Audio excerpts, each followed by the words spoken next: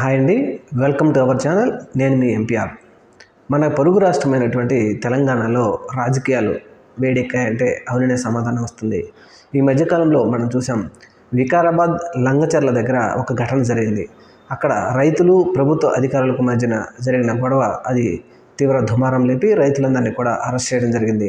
అక్కడ ఫార్మాసిటీ కోసం భూములు సేకరిస్తున్న ప్రభుత్వం ఆ రైతులను ఒప్పించడం కోసం కలెక్టరు, సబ్ కలెక్టర్ గారు లంగచర్లకు వెళ్ళినప్పుడు అక్కడ ఉన్నటువంటి ఆ గ్రామస్తుల ప్రజలందరూ, చుట్టుపక్కల ఉన్న గ్రామస్తుల ప్రజలందరూ కోపగ్రుతులై మా ఏరియాలో ఫార్మాసిటీకి మేము మా భూములు ఇవ్వము అనే ఆ కోపంతో ప్రభుత్వ అధికారుల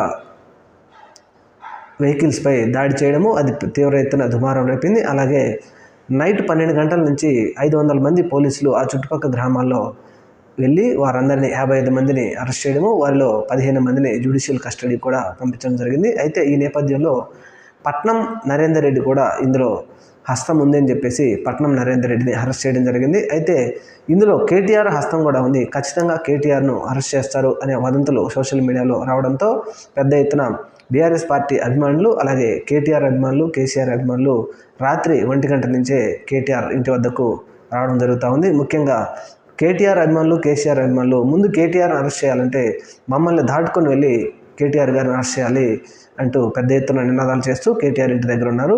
వారందరూ కూడా కేటీఆర్ గారికి మద్దతు తెలుపుతూ ఉన్నారు. అయితే ప్రభుత్వం మాత్రం కేటీఆర్ అరెస్ట్ మీద ఇప్పటి వరకు ఏమీ క్లారిటీ ఇవ్వలేదు. చూడాలి మరి రాబోయే రోజుల్లో ఏం జరుగుతుందో. Thank you. మన ఛానల్ని తప్పకుండా సబ్స్క్రైబ్ చేయండి. Thank you. మన ఛానల్ని సబ్స్క్రైబ్ చేయండి. Thank you.